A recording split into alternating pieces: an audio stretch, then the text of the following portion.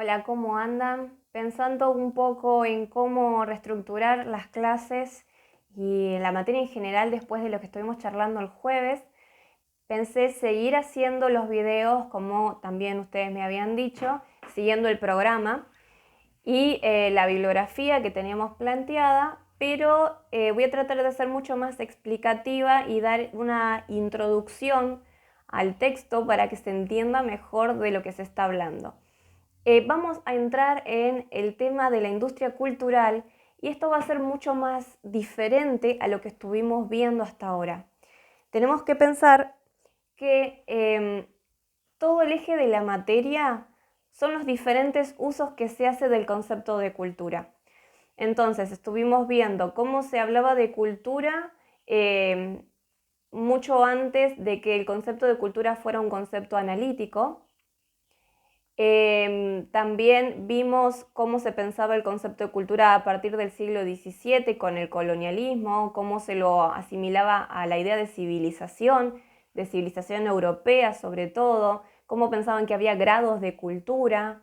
Después una corriente romanticista alemana que pensaba que la cultura era como la esencia del pueblo y las características básicas esenciales del pueblo que tenían que ser inmutables para que su identidad se preservara y un montón de cuestiones que nosotros estuvimos cuestionando para poder llegar a una idea mucho más rica y útil para la gestión cultural. Y entonces en la gestión cultural, como lograron ver, también si lo conectamos con el concepto de cultura que planteaba Neufeld, se manejan varios tipos de cultura al mismo tiempo, varios conceptos de cultura, varias ideas de cultura. Y tenemos la idea de cultura como la alta cultura, ¿no? Aquellas expresiones que son más representativas de las élites. Por el otro lado tenemos la idea de cultura popular, de lo tradicional, de lo costumbrista, de la cultura como educación, y podemos seguir con eso, ¿no? La cultura como modos de vida, pero hay una cuestión básica que hasta ahora no estuvimos hablando. En gestión cultural se habla mucho de la gestión del entretenimiento como gestión cultural. O sea, realmente no se dice, pero hay una asimilación a actividades de entretenimiento y ocio que se las considera actividades culturales. Y con esto no estoy diciendo que no sean actividades culturales, sino que son actividades culturales con características determinadas y por eso estamos hablando de industria cultural. ¿Por qué industria? Porque hay una cuestión de pensar la cultura desde la lógica del mercado. Y lo que quiero que hagamos en esta clase es adentrarnos a los orígenes del concepto de industria cultural y ver tanto su parte negativa como su parte positiva. No vamos a llegar a ver las partes positivas porque en esta clase solamente voy a hacer una introducción para que ustedes comprendan de dónde salió el concepto de industria cultural y a qué se están refiriendo. Este concepto fue acuñado por dos teóricos alemanes, Adorno y Horkheimer, que juntos hicieron lo que se llamó la Escuela de Frankfurt en 1923.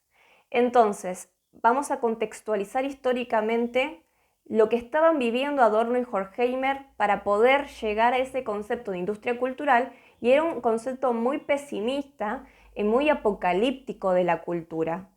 En este año, ¿no? En esta época de entreguerras también, ellos estaban viviendo el ascenso de los totalitarismos del siglo XX, del nazismo, del comunismo ruso y chino, esa forma de pensar el comunismo, y sobre todo el estilo de vida americano, el totalitarismo norteamericano, yanqui, ¿no? Entonces ellos veían el avance de la tecnología de dos formas, armamentística y también en la industria de los medios de comunicación y del entretenimiento. veían cómo aparecía toda la propaganda política e ideológica en el cine, en la prensa, en los artistas que apoyaban uno u otro régimen. Entonces había una mezcla de ideología y de manifestaciones artísticas y culturales que se estaban haciendo muy patentes, muy visibles en esa época. Entonces estos teóricos empezaron a analizar esa situación que estaba siendo única, porque hasta el momento no había medios de comunicación masivos como para que ciertas representaciones sociales llegaran a tanta cantidad de gente. Entonces ellos se pusieron a analizar bien cómo se estaba dando todo eso y prestándole especial atención al cine hollywoodense de los años 50, ¿no? Entre los años 30 y los años 50, empezaron a analizar bien eso. Y con ello crearon una obra que se llama La dialéctica del iluminismo, que la escribieron entre 1944 y 1947, piensen en el contexto de la Segunda Guerra Mundial, y con una perspectiva muy crítica, porque es sobre lo que ellos querían recuperar. Querían recuperar la perspectiva crítica de las cosas, la mirada crítica, porque eso decían principalmente que se había perdido, que la gente empezó a ser muy conformista y que consumía de forma completamente pasiva. Esta idea del consumismo y de consumir cultura y de consumir entretenimiento completamente nueva, prácticamente la inventaron ellos.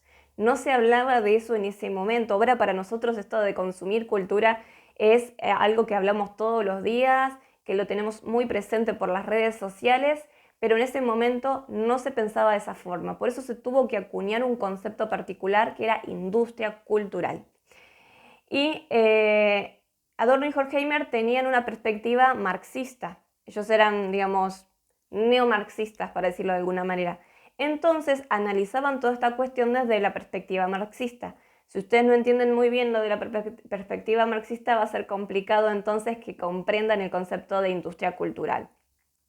Así que vamos a hacer como un repaso hiperveloz, bastante impreciso en algunos casos, pero bueno, vamos a ser indulgentes con esto porque tenemos que pasarlo por encimita solamente para poder entenderlo.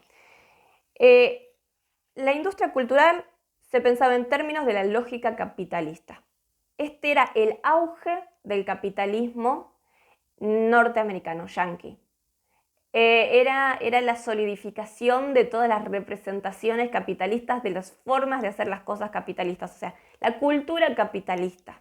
Esa cultura en la que nosotros ahora vivimos inmersos como si nada, en ese momento ya fue como uno de los picos donde se daba donde ya se notaba que iba a ser una forma cultural que se iba a masificar, que se iba a poder reproducir en diferentes lugares con diferentes maneras, pero básicamente era una lógica que estaba permeando a muchas sociedades diferentes, y por eso también esto se relaciona con la idea de globalización, ¿no? De medios de comunicación masivos y globalización.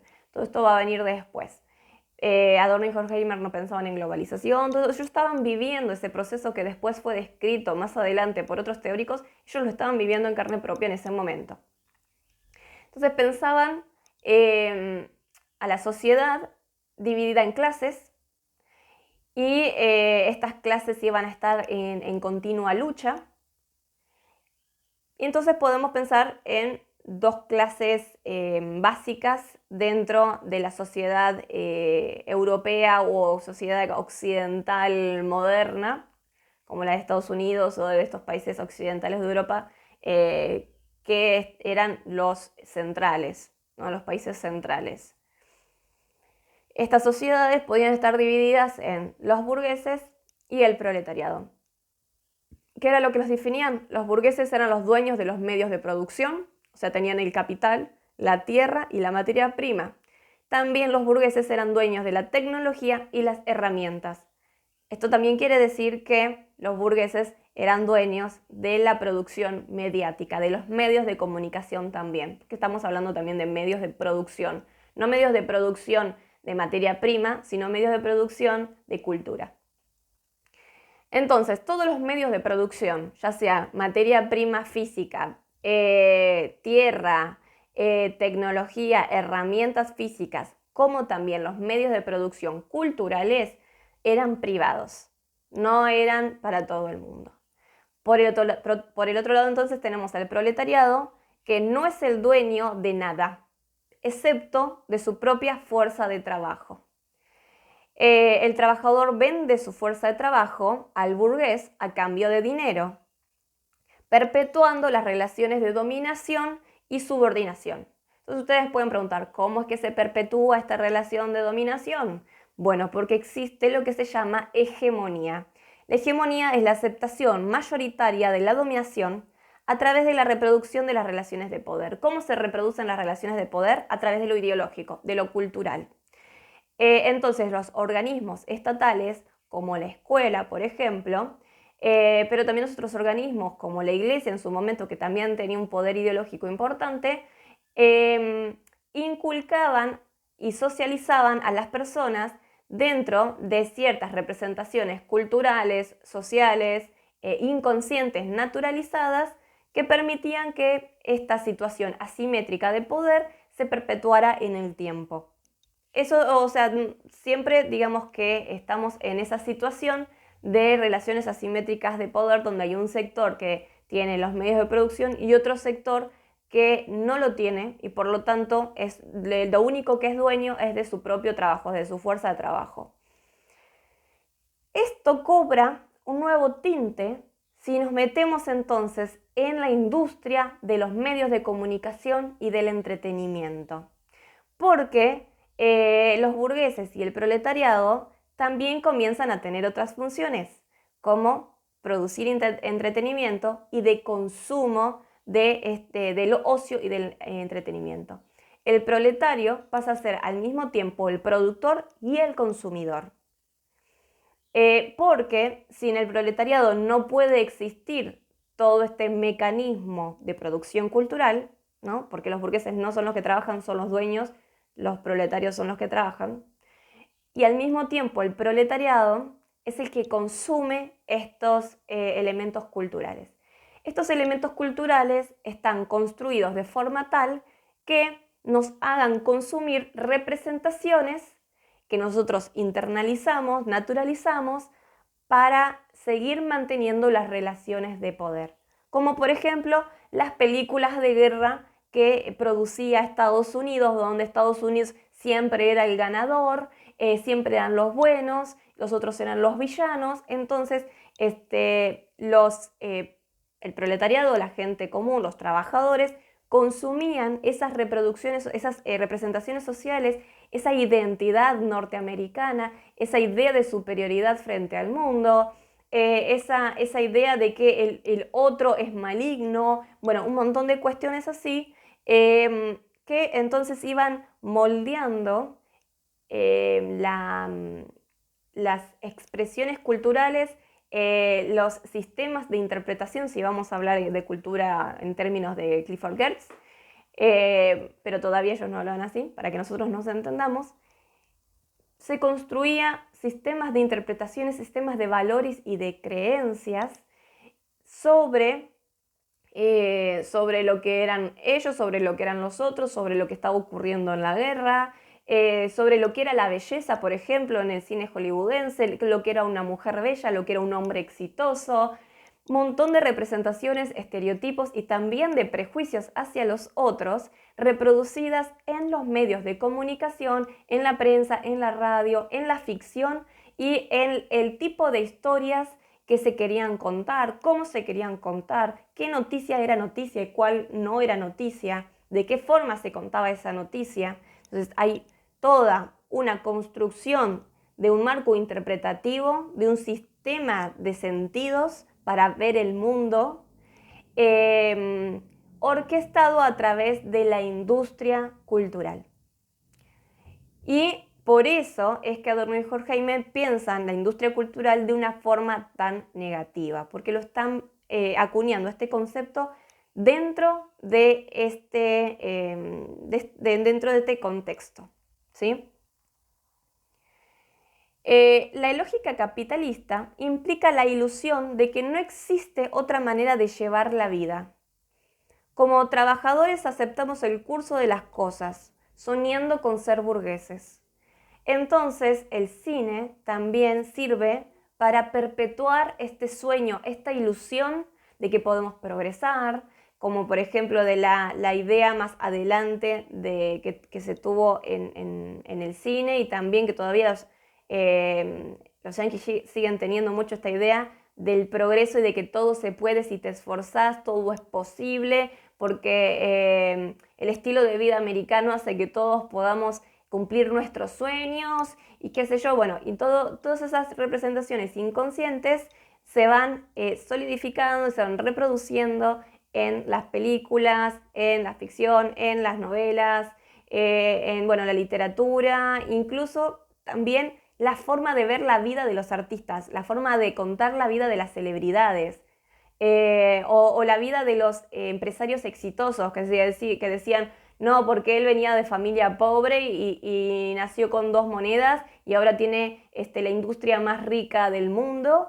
Y entonces esta idea de progreso personal, individual, también es una construcción ficcional de la vida de ciertas personas para reproducir la ilusión de que cualquier trabajador, si se esfuerza, puede ser burgués, si se esfuerza, puede llegar a tener lo mismo que tienen sus explotadores. Pero esa ilusión y ese deseo se satisface en el consumo de entretenimiento. Porque si no se satisfaciera en el consumo de entretenimiento, lo más probable es que esas personas salieran a luchar por sus derechos. Pero no, el entretenimiento que reproduce este tipo de representaciones, de manifestaciones, de relaciones de poder, es un consumo al que ya los trabajadores comienzan a acostumbrarse y entonces no solamente reproducen sus relaciones de poder y de explotación cuando están trabajando, también las reproducen cuando están de ocio, cuando están entretenidos, cuando están mirando películas, cuando están leyendo el diario, cuando están leyendo novelas, cuando están escuchando la radio, cuando están mirando la televisión. Y Adorno y Horkheimer ni siquiera pensaban en la existencia de Internet, porque para ellos eso hubiera sido la peor distopía de la sociedad realmente. La forma en la que realmente forma parte de nuestra vida social y forma parte de nuestra construcción cultural el hecho de nosotros vender nuestras propias figuras, porque ya no tenemos nada más, vender nuestro propio cuerpo como consumo cultural en las redes. Entonces para ellos esto hubiera sido tremendo. Sin embargo, para nosotros está completamente naturalizado y forma parte de nuestra vida cotidiana justamente porque estamos inmersos dentro de la ilusión de la lógica capitalista, de acuerdo a la forma en la que se piensa este concepto, que también podemos criticarlo. Justamente porque lo que más querían Adorno y Horkheimer era que recuperemos la perspectiva crítica de las cosas. Ellos decían que el entretenimiento te adormecía tu parte crítica. Entonces estabas tan satisfecho consumiendo esas representaciones que te reforzaban identitariamente, que te hacían creer que podías ser burgués, que te hacían creer que podías ser bella, si te esforzabas podías ser exitoso. Entonces nos dejábamos adormecer por la satisfacción que podíamos tener en el consumo, que ya no criticábamos, que ya no cuestionábamos, que no reflexionábamos acerca de nuestra vida, que no queríamos cambiar las cosas que estaban mal, que no queríamos subvertir la explotación, un montón de estas cuestiones. Este adormecimiento era el objetivo central de las industrias culturales y por eso ellos estaban en contra, no porque estuvieran en contra del entretenimiento, no porque no les gustara el cine, no porque no les gustaba todas estas manifestaciones de actividades de ocio y de entretenimiento, no, todo lo contrario. Ellos querían que las personas, los consumidores, dejaran de ser pasivos. Y entonces muchos comprendieron mal la forma en la que Adorno y Horkheimer estaban tratando de expresar la idea de industria cultural, porque, primero, ellos eran teóricos hiper rebuscados. Yo les puse ahí un texto de Adorno y Horkheimer que es, la verdad es una delicia pensado literariamente, porque escriben hermoso, pero también es tremendamente complicado de seguirles la idea, a menos que uno ya esté estudiando el tema, ¿no? Que ya se haya pasado buen tiempo analizándolos. Con una sola lectura la verdad que es muy complicado. Entonces, sí, lo que primero te suena, te salta, es que ellos están indignados, que están enojados, que odian todo, que odian a la gente, que quieren que la gente son bárbaras, que se volvió a un estadio de barbarie de la cultura. Bueno, también hay una idea en Adorno y Horkheimer de alta cultura como la cultura más válida. Así que por eso, por ese lado, no es que tenemos que agarrar todas las propuestas de Adorno y Horkheimer, porque ellos están viendo que en vez de que la gente vaya al museo a ver obras de arte, la gente está consumiendo, no sé, pósters. Y pósters de impresiones de nada, de florcitas. Y entonces para ello eso es como involución de la cultura, porque en vez de consumir alta cultura, estamos consumiendo cultura de masas. Ahora nosotros sabemos que no necesariamente el consumo de cultura de masas quiere decir que sea menos cultura, peor cultura, porque otra vez está esta idea de la oposición entre cultura popular o cultura de masas y la alta cultura. Entonces, como ellos todavía tienen un poco esa idea de esa oposición, hay cuestiones que las tenemos que agarrar con pinzas. Sin embargo, todas sus formulaciones acerca de la industria cultural son muy válidas al día de hoy y nos ayudan otra vez a recuperar ese espíritu crítico que ellos querían que tengamos los consumidores. Y eso es lo que tenemos que tener en cuenta a la hora de pensar la industria cultural. Adorno y Horkheimer pensaban que las personas se vuelven cada vez más alienadas. ¿Qué significa esto? Que piensan en sus realidades como individuales. No pueden pensar colectivamente, como que lo que me pasa a mí también le está pasando al otro y que si nos unimos frente a la misma problemática tal vez las cosas cambien. No, todo se vive individualmente y también se soluciona individualmente. Son incapaces de ver el panorama completo donde todos estamos encadenados a un sistema. Como todos somos engranajes del mismo sistema y como todo está interconectado, si cambiamos unos, los otros también. Tenemos que visibilizar esa interconexión cultural y no pensar que los elementos culturales vienen de arriba y que nosotros simplemente los consumimos. Adorno y Horkheimer van a decir que las masas están creadas por individuos que creen que están expresando su originalidad. O sea, por el otro lado, esta idea de individualidad no permite ver que los otros también están haciendo lo mismo que yo. Y yo me creo súper original, diferente, y que solo me pasa a mí, mis desgracias también son mías, pero también mi creatividad es única. Y esta cuestión de creer que están expresando su originalidad de pensamiento, cuando en realidad están reproduciendo ideas que ya vienen de otros lados y ni tienen idea que la están reproduciendo, cuestiones ideológicas, que ellos creen que las desarrollaron ellos mismos y que fue fruto espontáneo de su genio, pero en realidad simplemente están reproduciendo inconscientemente ideas, valores, creencias, conductas que provienen de todas estas producciones mediáticas que tratan de reproducir y reforzar las mismas relaciones de poder. Esto es algo que se nota mucho en las redes sociales.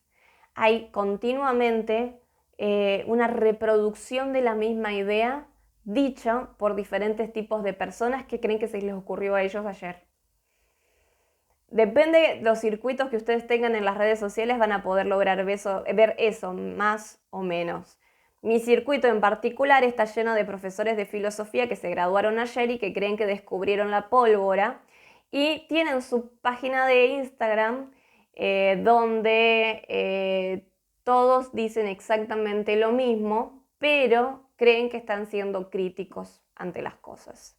Entonces no hay, para Horkheimer y Adorno, es tan malo, es tan perjudicial la pasividad como la falsa crítica. La falsa idea de que estoy siendo un individuo crítico es tan peligroso como ser completamente pasivo. Porque estas personas que se creen críticas están contribuyendo a la ilusión de que son completamente libres y que viven en la democracia y que pueden decir lo que quieran. Y esa es una ilusión, ¿no? Sí sigue existiendo sectores que manejan de forma para nosotros invisible porque no podemos acceder a esos mecanismos, pero existen, no son invisibles, no son mágicos, no es la mágica mano del mercado.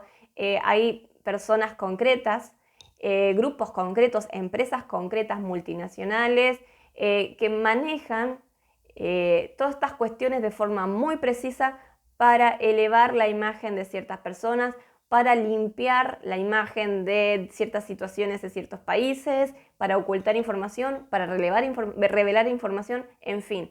La idea de que nosotros somos individuos libres, que podemos decir lo que querramos y que tenemos el pensamiento crítico para cualquier cosa, es en cierta medida también una ilusión. Entonces, bueno, también reflexionar sobre eso, ¿no? También dicen que los trabajadores son trabajadores / consumidores, ¿sí? No es que tengan un solo papel. Entonces, si lo pensamos a esto dentro del mundo de la industria cultural, ¿quiénes son los productores? Los artistas también son productores trabajadores. Entonces, cuando se habla, hay ciertos grupos que se quieren denominar los trabajadores del arte, ¿no?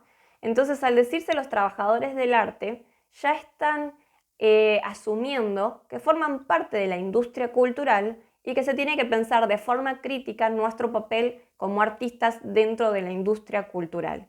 A veces se logra, a veces no. En general no se logra. ¿Por qué no se logra? Porque la disidencia es una producción cultural masiva.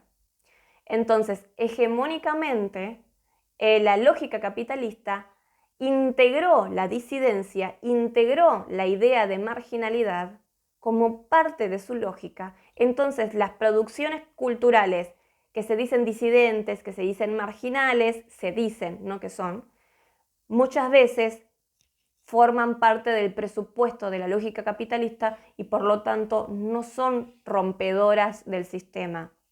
Funcionan adentro del sistema, funcionan y se mueven adentro del sistema.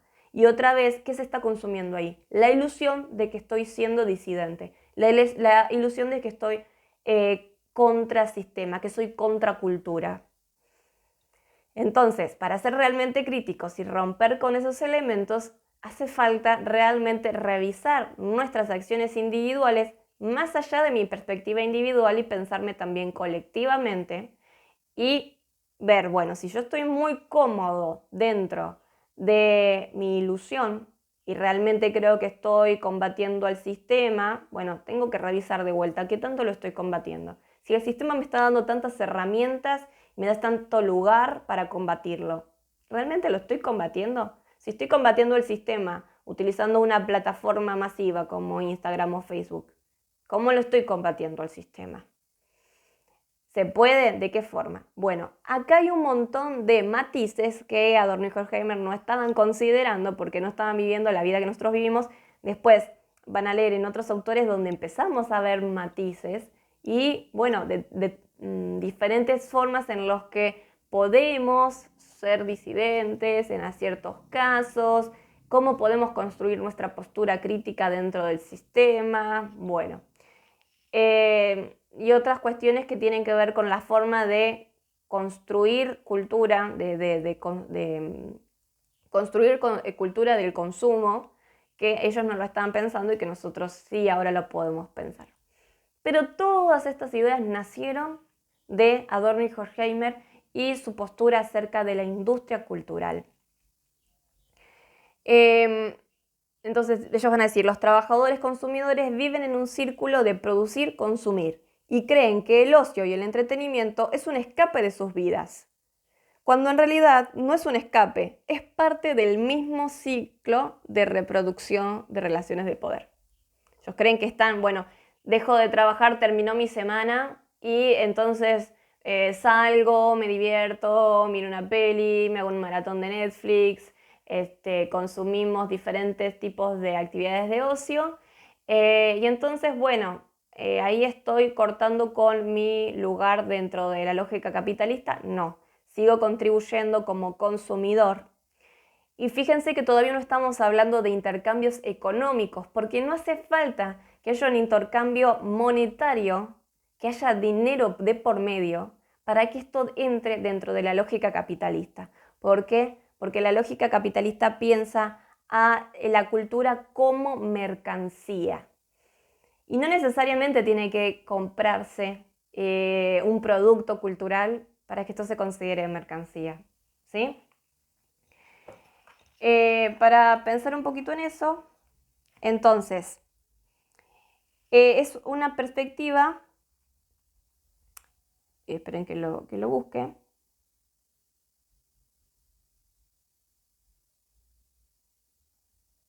Bueno, no sé, lo perdí, no importa, vamos a seguir. Pensemos entonces en la lógica de la mercancía, como ya les estaba diciendo. La lógica de la mercancía entonces piensa la cultura como producto. No necesariamente tiene que ser el consumidor base el que intercambie dinero, sino que lo que se hace es ofrecer productos de consumo. Ustedes lo pueden pensar mucho mejor ahora con las redes sociales, como ya estaba diciendo, ¿no? Nosotros podemos utilizar las plataformas de forma completamente gratuitas, pero hay intercambios en las redes sociales y siempre está el sueño, la ilusión de tener la suficiente cantidad de aceptación social que se visibiliza en cantidad de seguidores o cantidad de likes o cantidad de interacciones. La ilusión de que voy a tener tanta gente, tantos seguidores que me van a monetizar. Y entonces, no necesariamente para que yo sea un producto de consumo, porque yo me estoy vendiendo en las redes como producto de consumo, así sea que estoy simplemente diciendo lo que pienso, sí, yo lo estoy poniendo dentro de una plataforma que tiene una lógica de mercancía. Por lo tanto, mi producto todavía no vale dinero, pero sí es intercambiable dentro de un sistema capitalista. Sí es intercambiable dentro de un sistema mercantil. Entonces, simplemente es cuestión de tiempo para que mi producto genere dinero, pero yo voy a seguir produciendo. Entonces, vieron que está esa frase muy famosa, si las redes son gratis es porque vos sos el producto. Y entonces, bueno, podemos reflexionar acerca de eso. Esto no empezó recién con las redes y las redes no son demoníacas, esto empieza a ocurrir desde la solidificación de los mecanismos de la lógica capitalista a principios del siglo XX. Sobre todo con los avances tecnológicos y el desarrollo de la cultura de masas y los medios masivos de comunicación. Porque hasta ese momento solamente podían verse estos fenómenos de manera bastante local, pero desde la masificación de los medios de producciones culturales, esto empieza a verse de forma internacional. Y entonces podemos pensar en este fenómeno. Entonces, hay una diferencia entre democratización de la cultura y masificación de la cultura. Y existe una confusión y muchas veces la gente cree que está promoviendo la democratización de la cultura cuando en realidad simplemente está contribuyendo a la masificación. ¿Acaso una es mejor que la otra? No sé, esto también, tenemos que ser críticos hasta con lo crítico. Yo no diría que ninguna es mala o buena, porque eso es agregar adjetivos morales a un mecanismo social. Y esa necesidad de moralización es algo bastante occidentalista moderno de nuestra parte, así que tal vez tendríamos que dejar de pensarlo en esos términos.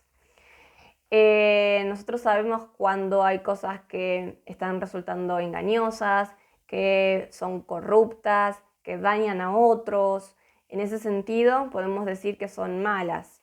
Pero simplemente por el hecho de estar opuestas no quiere decir que una sea peor que la otra. Ellos estaban pensando que la idea de masificación de la cultura era mala porque había una especie de decaimiento en la calidad de las manifestaciones culturales. Entonces, en vez de poder, digamos, disfrutar el arte, siempre sabemos que el concepto de arte proviene de lo occidental, europeo, de élite considera arte, lo que hay es un disfrute de producciones culturales que se consideraban de menor calidad. Música de menor calidad, cine de menor calidad, espectáculos de baile de menor calidad. No era el ballet, no era la ópera, no era el teatro de la élite, no eran las grandes obras literarias, era el folletín. Entonces, bueno, esta oposición entre alta cultura y cultura popular, o ahora llamada cultura de masas, hace pensar que la masificación de la cultura era algo malo. Y en cierto sentido, puede llegar a ser algo malo si la masificación de la cultura implicaba la reproducción de aquellas obras que servían para mantener las relaciones de poder. Entonces, muchas veces se considera que el arte tiene que cuestionar, que el arte tiene que molestar, que tiene que incomodar, que te tiene que mostrar otra perspectiva de las cosas. Y entonces el arte, dentro de la lógica de la cultura masiva, no incomodaba, sino que te reforzaba las ideas que ya tenían, te reforzaba una ilusión, te reforzaba la idea de que estabas siendo hasta disidente cuando en realidad no lo eras, que consumir ese producto te hacía más antisistema cuando en realidad no lo era. Entonces, en ese sentido era mala, en la perpetuación de relaciones de poder y explotación y en la perpetuación de la ilusión, es decir, el adormecimiento de la perspectiva crítica. Y no necesariamente porque sea de menor calidad por no ser de élite, ¿sí? Entonces, tranquilamente obras artísticas de alta calidad pueden provenir de cualquier tipo de producción y nosotros estamos asistiendo a eso. Vemos cómo producciones masivas de series, de películas, son tremendamente buenas. Y puede llegar a un montón de gente gracias a esta masificación de la cultura. No necesariamente entonces tenemos que hablar de que estas producciones son de menor calidad. Pero sí tenemos que pensar en si reproducen las relaciones de poder y se están perpetuando la ilusión de la individualidad, de la originalidad, cuando en realidad lo único que está haciendo es adormecer nuestra perspectiva crítica. Ahí es donde yo creo que podemos pensar en si es perjudicial o no para la sociedad. Porque si perpetúan estas relaciones de dominación, los burgueses, digámosle ahora, o sea, los dueños de los medios de producción cultural, van a seguir utilizando esos medios de producción cultural para su propio beneficio personal, haciéndonos creer que en realidad es para beneficio de todos. O sea, al hacernos creer que lo que están haciendo es democratizar la cultura, lo único que están haciendo es perpetuar su propia posición de privilegio. Y entonces otra vez prestar atención a eso, porque eso sería lo perjudicial también. Es otra de las maneras en las que se puede utilizar la palabra cultura de una forma que parece buena, que parece más beneficiosa para la sociedad, pero en realidad esconde ciertos mecanismos de poder que se quieren seguir ocultando, ¿no? Bueno, también Adorno y Horkheimer van a estar en contra de la producción ideológica en serie. O sea, la producción en serie, o sea, producir siempre lo mismo, también se da no solamente en objetos, ¿no? Una producción en serie de objetos, sino también en creencias y valores, en ideología. Y consumir entretenimiento de la misma forma en la que trabajás de forma estructurada, imitando esquemas, siguiendo órdenes. Ustedes no tienen ni idea de la cantidad de órdenes que seguimos con las redes sociales.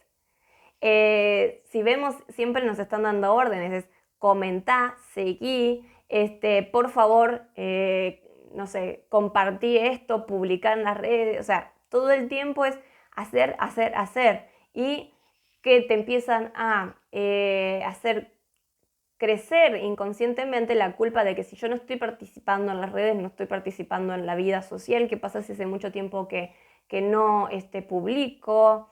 Bueno, se empieza a hacer estas redes que son para el ocio, comienza a ser mi trabajo.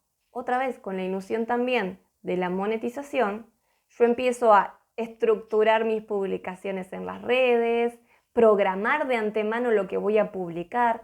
Ya no es algo espontáneo, hay plantillas para que todos publiquemos de la misma manera. Los reels son los mismos una y otra vez y siempre con los mismos chistes y los mismos memes reproducidos de acá para allá, pero yo siento que estoy manifestando mi originalidad individual cuando en realidad estoy haciendo lo mismo que vi ayer o antes de ayer, el mismo baile de TikTok, etc. O sea, lo podemos estar viendo eso. Entonces, ellos están en contra básicamente de la producción ideológica en serie, de la reproducción de la ideología sin una postura crítica. Así que me parece que eso ya quedó como bastante claro. Entonces, para sintetizar, ¿qué es la industria cultural? Es la imposición de métodos de reproducción capitalista a las producciones culturales. Pensar el arte en el lugar del entretenimiento, pensar que hay una división ficticia entre trabajo y entretenimiento cuando no lo hay porque utilizamos los mismos mecanismos para entretenernos y para trabajar.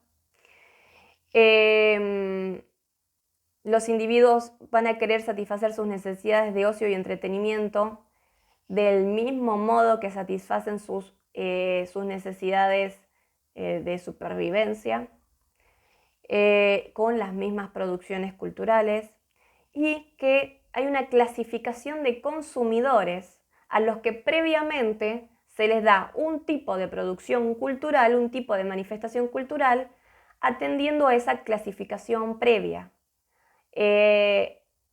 Una clasificación que tiene que ver con la edad, con el género, con la clase social, con las perspectivas ideológicas, políticas, con la región geográfica. Entonces vemos cómo se van segmentando la audiencia para cada parte darle una producción cultural diferente y hacerles creer que ellos están eligiendo ese consumo para que sientan que son individuos que están ejerciendo sus derechos democráticos, cuando en realidad de antemano se construye previamente una audiencia a la que se le está vendiendo de antemano algo que ellos nunca pidieron, como si lo hubieran pedido.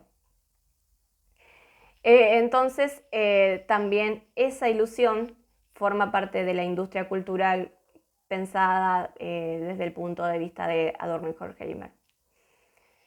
La nueva lógica capitalista del siglo XXI ya vimos que es mucho más compleja, porque ellos estaban pensando el sistema de los medios de comunicación masivos en los años 50, o sea, como mucho tenían la televisión. Les digo, no había nada de redes, no había nada interactivo, nada. Entonces, gracias al avance de los medios de comunicación digitales, ahora lo que tenemos es un ecosistema plurimediático digital, dominado por principalmente los magnates de Internet. Entonces, en vez de hablar de los burgueses con las fábricas, estamos hablando de los magnates de Internet, que ya les conocemos todos los nombres y las caras. Todos somos consumidores, pero el consumo ya no se trata de bienes solamente. Ahora el mercado intercambia identidades, estereotipos, prejuicios, representaciones ideales de una forma mucho más visible. Porque antes más vale que todo esto existía, pero te lo querían hacer pasar como que, bueno, lo estás consumiendo a través de una película que es ficción. Ahora no es ficción, nosotros creemos que esa es nuestra vida real y yo estoy reproduciendo cierto estilo de vida y muestro mi estilo de vida. ¿Cuántas cuentas de mamás que lo único que muestran, que lo que producen, que lo que venden es ser mamá? Entonces, ¿qué es lo que reproduzco? ¿Qué es lo que estoy ofreciendo en este mercado de industria cultural? Estoy ofreciendo mi identidad construida como un estereotipo para que los demás la consuman. Y ven que cuando muchas veces se resquebraja ese estereotipo y se empieza a ver a la persona real detrás, por algún error, de repente se subió un video que no debía subirse y esta supuesta mamá perfecta está ahí gritándole a su hijo y diciéndole cosas terribles, se rompe la ilusión del estereotipo, de esa representación ideal, y entonces esa cuenta deja de tener seguidores, deja de tener consumidores. Esa identidad ya no se consume de la misma manera porque no les devuelve esa ilusión que ellos quieren consumir. Entonces, el consumismo cultural en el que vivimos ahora, en el que nuestra forma de trabajadores para lograr el éxito social es a través de la producción y reproducción de identidades consumibles por otros. Lograr la aceptación y la popularidad es crear capitalismo simbólico cultural, no tener muchos bienes, objetos. Sí, también después finalmente eso hace que yo tenga bienes y objetos, pero mi éxito no pasa por la acumulación de bienes, sino que pasa por ser una identidad consumible para los demás, que los demás me valoren por la forma en la que me pueden consumir a mí. El dinero lo siguen manejando las mismas manos, siguen manejándolo a los poderosos, yo sigo sin tener dinero, pero porque mi éxito ya no pasa por tener dinero, sino pasa por tener aceptación social masiva, por ser consumida por la mayor cantidad de gente. Entonces nosotros nos usamos a nosotros mismos como monedas de cambio. Otra vez, el proletariado nunca va a tener los medios de producción. Lo único que se tiene es a sí mismo. Vende su fuerza de trabajo y también vende su fuerza de consumo. Así que teniendo todo esto en cuenta, esta introducción bastante compleja acerca de la industria cultural, pensemos cuál es el papel de la gestión cultural en este sistema. Porque la industria cultural es el campo de la gestión cultural en la actualidad. Y nosotros no podemos no tener una perspectiva crítica al respecto. Así que bueno, piénsenlo, lean un poco el de Adorno y Horkheimer. Yo sé que les va a costar porque a mí me costó también, pero con esta introducción tal vez puedan reconocer mejor lo que ellos estaban intentando decir en ese texto, que si se dejan llevar es bastante bueno para leer. Así que, bueno, vean esto, lean lo que puedan y los estamos viendo el jueves para charlarlo. Un beso, nos vemos.